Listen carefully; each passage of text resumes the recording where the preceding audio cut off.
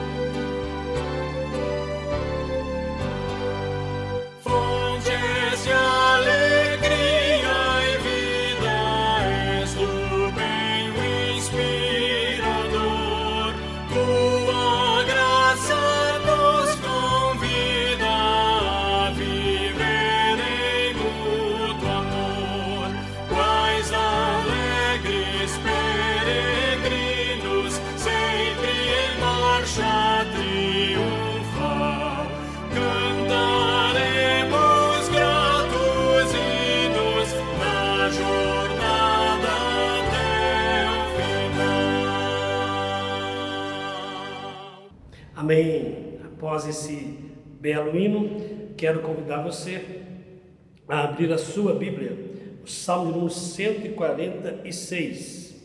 Salmo 146.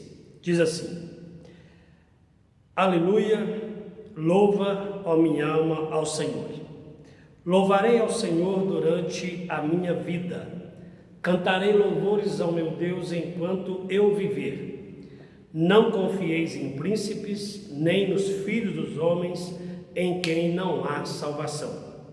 Sai-lhes o espírito, e eles tornam ao pó. Nesse mesmo dia perecem todos os seus desígnios.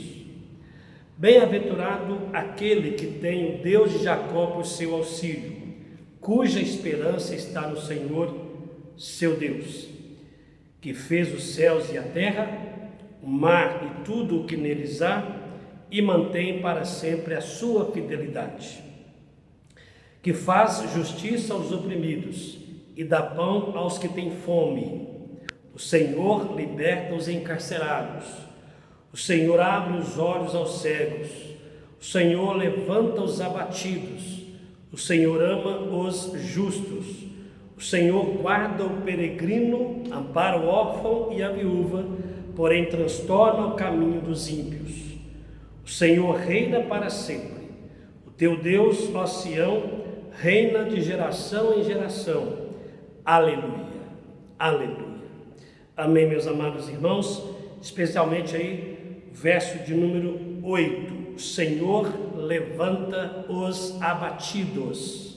Preste atenção nesse verso, que eu quero compartilhar com você uma experiência de um servo de Deus que foi de fato levantado pelo Senhor. Vamos estar orando ao Senhor Deus nesse momento? Senhor nosso Deus e Pai, obrigado, porque o Senhor tem sustentado a nossa fé, o Senhor tem recebido o nosso louvor, o Senhor tem falado ao nosso coração, que hoje, ó Pai, não seja diferente, que sejamos edificados mais uma vez pela ação do Teu Espírito, aplicando em nós essa palavra. É a nossa oração em nome de Jesus. Amém. Amém, irmãos. Antes de nós entrarmos na mensagem, queremos convidar você a ouvir 2 cânticos especiais com o nosso Ministério de Louvor, né? Graças a Deus estão participando conosco. Então ouça aí e seja edificado pelos amados irmãos.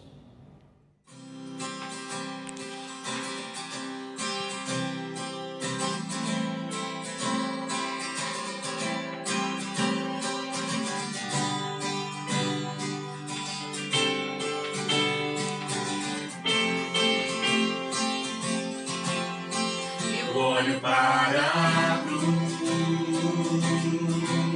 e para a cruz eu vou, se eu sofrer participar, da sua obra vou cantar, meu Salvador, na cruz mostrou amor do Pai, o justo Deus.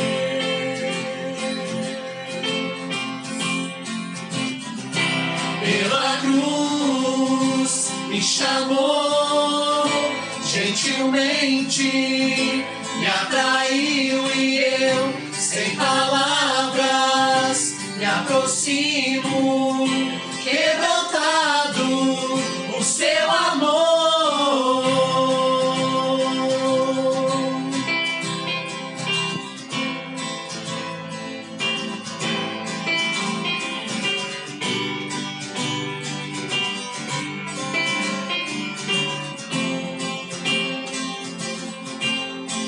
Imerecida vida,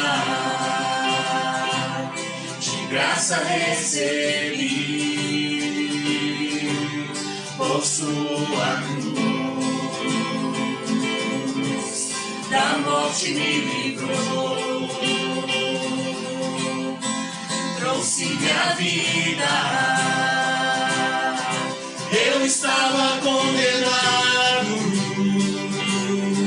mas agora pela cruz eu fui reconciliado.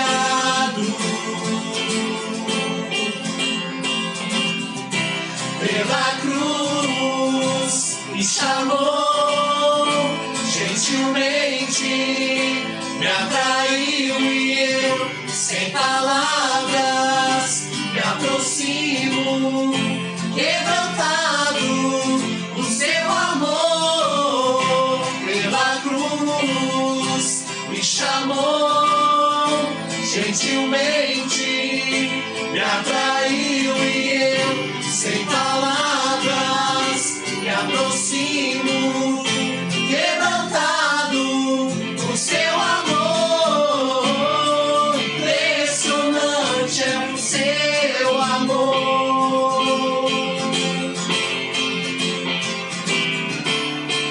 Me redimiu e me mostrou o quanto é fiel.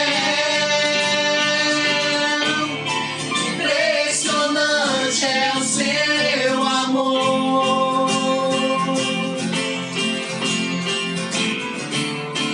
Me redimiu e me mostrou o quanto é fiel. Pela cruz me chamou, gentilmente me atraiu e eu, sem palavras, me aproximo, quebrantado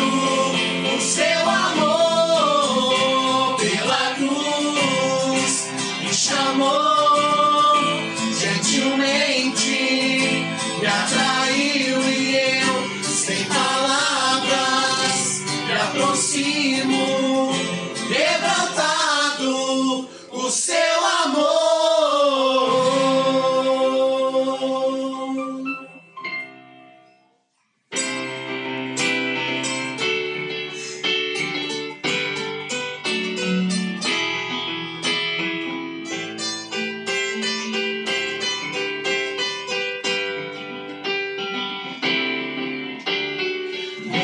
Exaltado, Rei exaltado no céu, eu louvarei.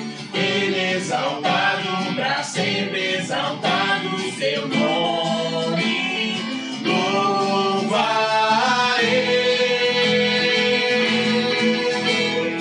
Ele é o Senhor, sua verdade vai sempre reinar.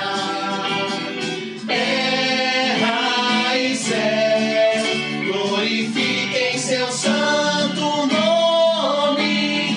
Ele exaltado, Rei exaltado do céu. Ele exaltado, Rei exaltado no céu. Eu louvarei. Ele exaltado, pra sempre exaltado seu nome.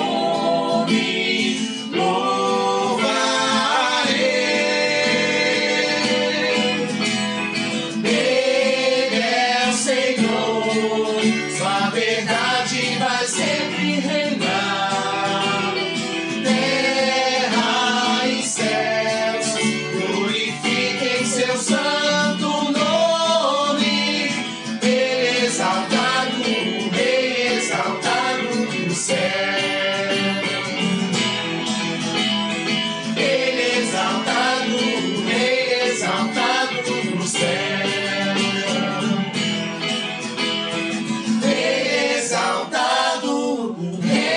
exaltado no céu. Amém. Que bom, né, amado irmão? Que bom a gente poder ser edificado por cânticos tão maravilhosos, tão importantes para a nossa vida. Pois bem, quero convidar você a abrir a sua Bíblia lá em 1 Reis 19. O nosso texto vai do verso 1 a 14, mas eu vou ler apenas o verso 9. Tá? Esse é um texto que você conhece muito bem, um personagem que você conhece também e do qual nós podemos aqui aprender muito e tirarmos grandes lições nesse momento difícil para Elias. Então, verso 9. Ali entrou numa caverna onde passou a noite, e eis que lhe veio a palavra do Senhor e lhe disse: que faz aqui Elias? Então entrou numa caverna e a Deus vem ao seu encontro e nós vamos aprender, né, nesse processo restaurador de Elias. E meus amados irmãos, são lições muito, mas muito importantes para mim e para você. Então preste bem atenção, especialmente pelos tempos difíceis que nós temos enfrentado. Eu quero falar com você, o nosso tema vai ser Elias na caverna, tá? Elias na caverna. Então este é o nosso tema. Quando nós olhamos para Elias, e uma das coisas que nos chama a atenção é a instabilidade dele. Então você percebe que um homem, servo de Deus, que há pouco tempo tem a capacidade de experimentar o sobrenatural na sua vida, a experiência do agir de Deus e uma ação visível por meio dele, por dois momentos: quando ele ora e desce fogo do céu, e depois quando ele ora e vem a chuva. Dois momentos importantíssimos do mover de Deus sobre ele. Mas em razão da instabilidade, e nós não entendemos por quê, né, vamos procurar analisar algumas razões, mas Elias agora ele está num momento difícil, ele foge para o Monte Horebe, ele entra numa caverna, ele quer se esconder de Deus, de Jezabel e do seu próprio ministério.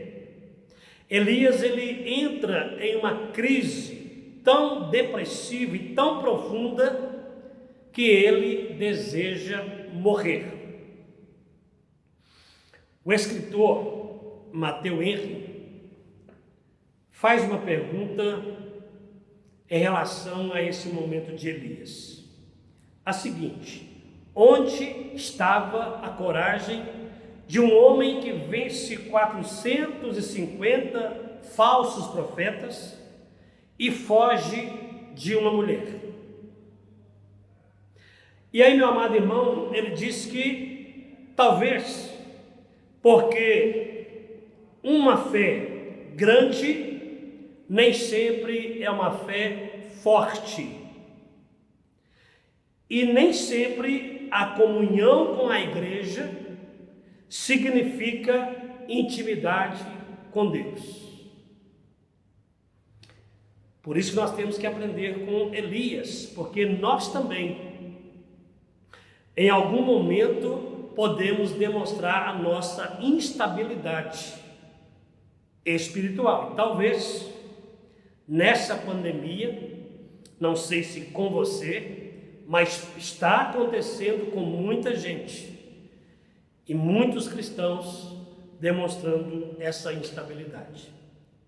Mas, meu amado irmão, estão olhando para Elias, e Elias na caverna, tá? Não é Elias lá no Monte Carmelo, não é Elias trazendo aquela chuva, né, que Deus permite que venha por meio da oração dele, mas é Elias na caverna, esse momento mais difícil que a gente vai focar aqui. E primeiramente, nós podemos entender que quando Elias está na caverna, fica claro para nós que uma crise, ela pode acontecer. Olha o que ele diz no verso 4: ele mesmo, porém, se foi ao deserto, caminho de um dia, veio, se assentou debaixo de um zimbro, pediu para si a morte e disse: basta, toma agora, ó Senhor, a minha alma, pois não sou melhor do que meus pais. Os amados irmãos, então Elias caminha, Elias corre, Elias ora, mas Elias chega agora no seu limite. E isso é muito importante, meu amado irmão. Elias chega no seu limite. Isso quer dizer que qualquer um de nós, qualquer cristão, pode chegar ao seu limite. E às vezes pode pedir para si também a morte. Mas como diz certo escritor chamado Chesterton, ele diz que Elias e nós cristãos podemos até pedir a morte, mas não podemos atentar contra a nossa própria vida. Elias, ele exatamente não fez isso. Ele pediu a morte, mas ele não se matou. Quando nós olhamos para a Escritura, meus amados irmãos, observe que esse problema não acontece somente com Elias. Olhe bem, se você olhar para Moisés, Jonas, Jeremias, Jó e talvez muitos de nós, pessoas que você conhece, que certamente já enfrentou uma crise assim, pediu para si a morte. Especialmente se a crise, né, ela chega na vida da pessoa e ela se sente tão atormentada por isso que chega a esse ponto. Meus amados irmãos, Elias, é muito importante considerar que ele estava cansado, que ele estava exausto, desanimado, deprimido. E isso é importante porque Tiago diz que nós somos pessoas semelhantes a Elias, Elias é semelhante a nós, tanto no sentido de passar por essas limitações, como também no sentido de buscar o poder de Deus e ser atendido por Deus. Era homem semelhante a nós. Mas quais as razões desta oração suicida de Elias? Alguns autores levantam pelo menos cinco razões pelas quais Elias, neste momento de limite, de exaustão, de cansaço, de desânimo, de depressão, ele pede para si a morte. Primeiro, lógico, meu amado, o cansaço dele. Observe que Elias, ele lutou, ele pregou, ele andou e o corpo dele não estava aguentando mais. Então a pergunta é: para que tanto esforço? Eclesiastes diz que o viver às vezes é uma vaidade e você se esforça tanto para pouco. Qual a razão de tanto esforço, meu amado? De acabar com o seu corpo, com a sua saúde. Então Elias chegou nesse ponto, cansaço. E como você também. Segundo, o isolamento. Lógico, não era um isolamento semelhante ao nosso. O nosso é imposto pela pandemia, pela autoridade, com muita sabedoria.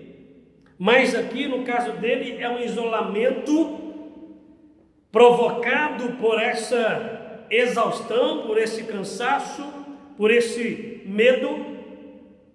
Mas, irmãos, só que o isolamento de Elias é diferente do nosso, porque Elias não tem família aqui. Elias não tem amigos, ele de verdade está sozinho. Porque nós estamos isolados, mas ainda temos família, temos alguém próximo a nós. Ainda temos recursos audiovisuais, você pode assistir uma televisão, pode se entreter com aquilo. Elias não tinha nada. Estava sozinho, meu amado irmão. Estava sozinho. Terceiro, a oposição espiritual. O diabo não descansa. A batalha é difícil. Às vezes nós cansamos de orar, cansamos de ler a Bíblia, cansamos de vir à igreja. E eu nem sei se algumas pessoas vão usar a pandemia como desculpa, acostumou a não vir à igreja e nem vão querer vir mais. Cuidado com isso, meu irmão, porque o diabo não se cansa de nós. Você já imaginou o diabo reunindo com seus demônios e dizendo assim: olha, estou cansado, estou exausto, estou deprimido, não vou lutar mais contra essa igreja? Nada, irmão, o diabo não faz isso, o diabo não se cansa. E você também tem que ter cuidado, porque é oposição espiritual. Então não deixe de ler a Bíblia, de orar, de falar com Deus, e quando puder, volte firme para a igreja. Quarto problema: fragilidade emocional, meu amado. Elias, por causa de tudo isso aqui, demonstra que ele é um ser humano. Ele não é um super crente, um super profeta. Ele é homem, meu amado, sujeito a tentações, sujeito a limitações, sujeito a dores. Ele é um vaso de barro. Então nós também somos frágeis. Você não é super nada. Você é um cristão dependente de Deus. E é importante que seja assim, querido. Então cuidado com o seu estado emocional. Cuidado. Quinto, as expectativas frustradas, meu amado. Observe que Elias, ele achava que haveriam grandes mudanças depois do Carmelo, e achava mesmo. porque ele confrontou os profetas de Baal e confrontou a nação de Israel para definirem quem era Deus em Israel. Houve a definição, mas de boca para fora, meu amado irmão. Então Elias, ele criou uma expectativa de que agora as coisas iriam ser resolvidas, Jezabel seria morta, todo mundo ali, e o povo ficaria livre daqueles inimigos, mas não foi assim, meu amado. Tanto não foi que no meio de milhões de pessoas, Deus disse para ele que 7.000 pessoas não se dobraram a Baal. Somente 7.000. Então, meu amado irmão, expectativa frustrada. Às vezes você está cansado e meio depressivo e desanimado porque os seus sonhos não foram alcançados. O seu cônjuge ainda não se converteu. O emprego que você deseja ainda não chegou. Às vezes você até perdeu ele nessa pandemia. Então, por essas e outras razões, a crise depressiva se instala na vida do profeta. Isso mostra que nós também estamos sujeitos a isso. A crise pode acontecer. E meu amado irmão, o que fazer? Então a Bíblia responde, graças ao bom Deus, a Bíblia tem uma resposta para nós. Então nós vamos perceber aqui, em segundo lugar, que Elias ele é alcançado pela graça restauradora do Senhor. Verso 11 a 13, você percebe que o Senhor vem, se põe ali perto dele, conversa com ele numa brisa suave. E meu amado irmão, porque o Senhor, o Deus de Elias, é o nosso Deus, ontem, hoje, eternamente Deus, é o mesmo. O Deus de Elias é o seu Deus. O Deus de Elias que vai ao encontro dele na caverna, é o Deus de Elias que vem ao seu encontro hoje. Por quê, irmão?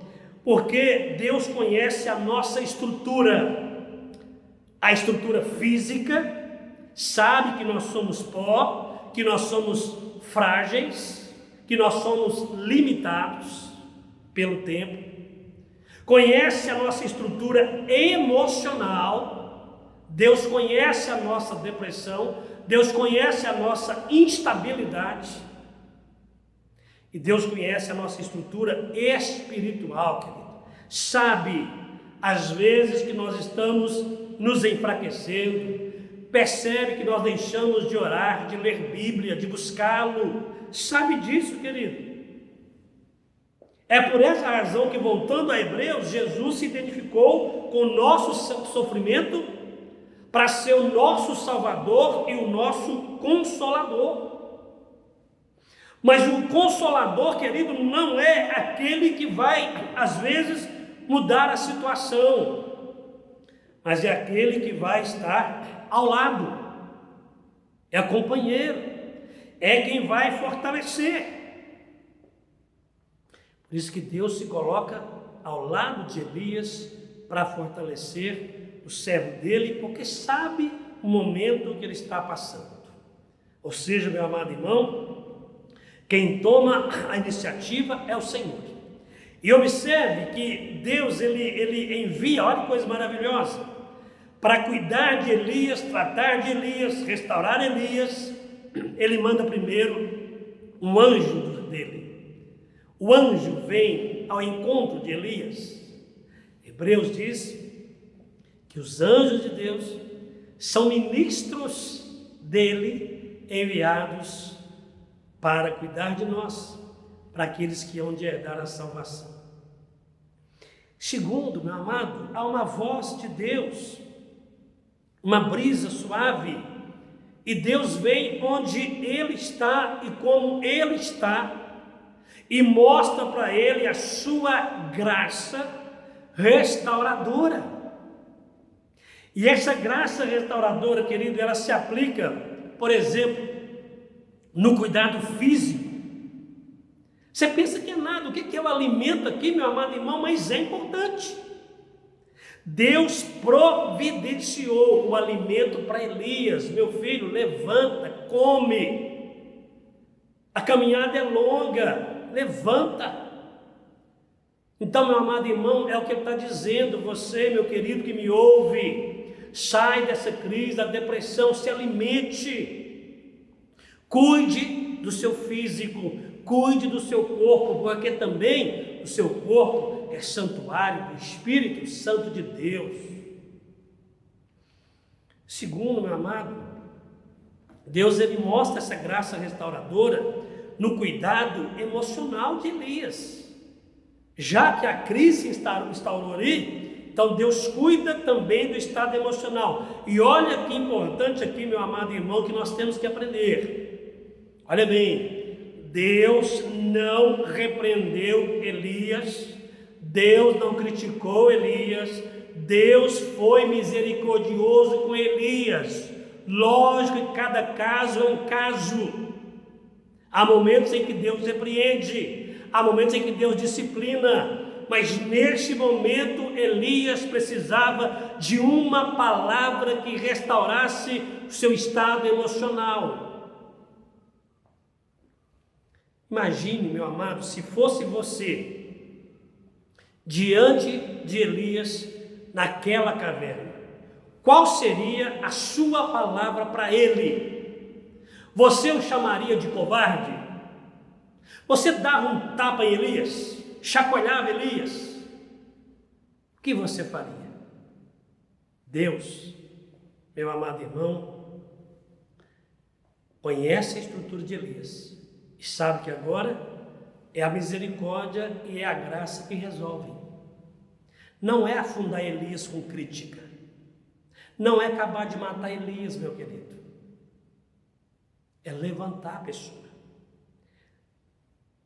E terceiro, Deus vai cuidar de Elias com essa graça restauradora também no sentido espiritual. Deus vem até ele, Deus fala com ele, Deus quer restaurá-lo. E eu acho assim muito interessante, meu querido, e eu gosto sempre de considerar aqui que o nosso Deus é um Deus que trata o nosso lado espiritual muitas vezes com perguntas. É o Deus que faz perguntas. É muito interessante isso. Ele pergunta para Elias: o que você faz aqui? Qual é a razão? O que está acontecendo para você vir para esta caverna? Como ele perguntou para Adão, você sabe muito bem disso, onde Adão estava, perguntou para Jacó como era o nome dele, perguntou para Paulo por que Paulo perseguia. E, meu amado, a pergunta de Deus aqui é para tratar a causa, tratar aqui, meu amado irmão, a raiz, e não apenas os sintomas.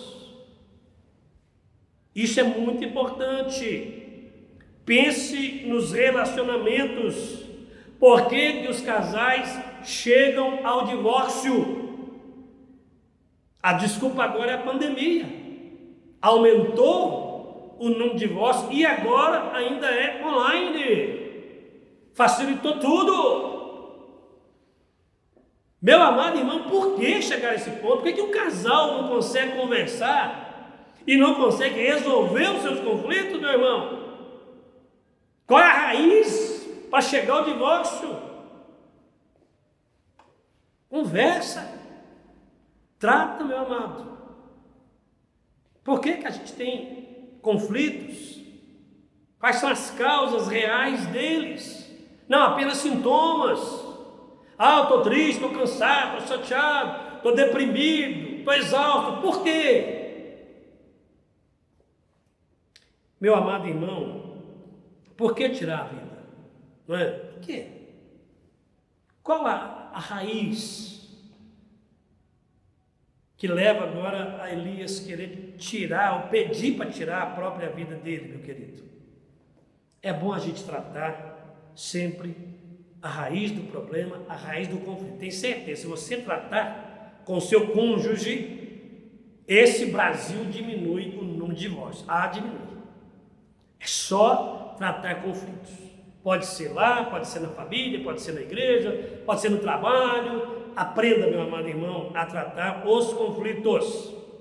Muito bem. Então aí Deus trata com Elias, traz essa graça restauradora na vida dele, e essa restauração dele, meu amado irmão, vai ajudar Elias, vai tratar com Elias e vai nos ensinar algumas lições desse tratamento, que são importantes para nós. Então, primeiro, lembre que o isolamento só deprime. Você está passando por isso, não está? Mas lembre-se, você ainda tem família, você tem casa, você tem televisão, você tem lazer, você não está numa caverna. Você tem muito recurso que te ajuda em isolamento. Elias não. Mas lembra que isolamento deprime. Então, quando acabar isso aqui, volta correndo para a igreja, tá? Aqui é o seu lugar. É aqui que nós vamos, estar juntos e vamos aprender a cuidar um do outro ainda mais. Segunda coisa, procure ajudar alguém que está em crise, meu amado irmãos. Se você percebe alguém da sua família, alguém da igreja, um conhecido seu, está triste, deprimido, vai atrás dele. Tenta, meu amado, ir ao encontro dele, porque essa pessoa, às vezes, ela não tem forças de vir até você. Você precisa ir ao encontro dela. Terceiro, compartilhe aquilo que te faz sofrer. Fale, desabafa, porque o desabafo é um bom remédio, principalmente diante de uma pessoa que te compreenda e que te possa ajudar. Quarto, ouça a voz de Deus, querido. Para de ouvir a voz do mundo, para de ouvir a voz do diabo. Ouça a voz do Senhor, porque a voz de Deus, ela vem para te reerguer, para te restaurar. Deus não destrói, Deus constrói, Deus restitui, Deus restaura. Ouça a voz de Deus, meu querido. Não foi o que ele disse? Vinde a mim. Se você está cansado e sobrecarregado, eu te aliviarei. E quinto, nunca tente contra a sua vida, querido. Nunca faça isso. Confia em Deus, tá? Mesmo que você esteja no limite, no fundo do poço, confia que Deus vai tirar você de lá. E por último, fuja do ai de mim, do coitado de mim, como se você fosse a única pessoa a sofrer. Pedro diz que sofrimentos iguais aos seus estão se cumprindo pela sua irmandade aí, pelo mundo todo, querido. Na verdade, você não está sofrendo quase nada. Se você for comparar o seu sofrimento com muitos irmãos por aí, pode ser que o seu seja bem menor. Então fuja do ai de mim, coitado de mim, tá? Trabalhe a sua restauração, busque ao Senhor Deus para que você saia desse poço, saia dessa crise e encontre de novo a alegria de estar com Ele, a alegria de pertencer a Ele. Então, meu amado irmão, Elias na caverna nos ensina que a crise pode acontecer e nos ensina que podemos ser alcançados pela graça restauradora do Senhor.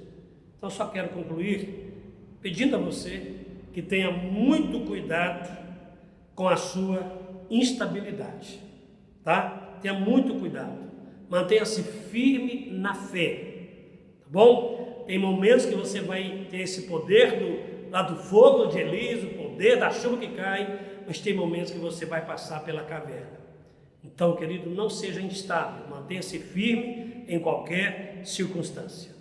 Na crise que você enfrentar, busque ao Senhor Deus, não busque a morte, busque a vida, porque Deus restaura. Busque ao Senhor, e Ele vai cuidar de você, Ele vai te levantar, meu amado irmão. Tenho certeza disso, e vai cumprir na sua vida o propósito que Ele tem. Deus te abençoe e abençoe a sua família. E quem sabe essa semana vai ser uma semana de restauração e quem sabe, de livramento dessa pandemia. Vamos orar? Pedir a bênção, encerrar com a amém tríplice. Senhor Deus e Pai, obrigado por essa palavra.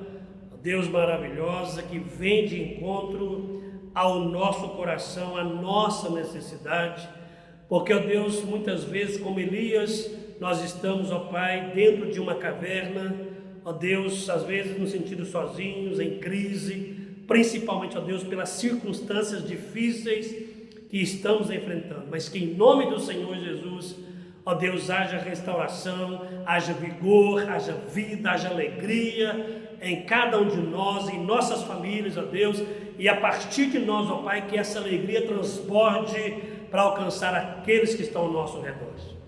Muito obrigado por tudo, abençoa, Deus, também essa nação, Pai, para que essa pandemia chegue ao fim. Oramos por um milagre sempre, porque Tu és o Deus que restaura, é o Deus que cura, é o Deus que livra, é o nosso Deus.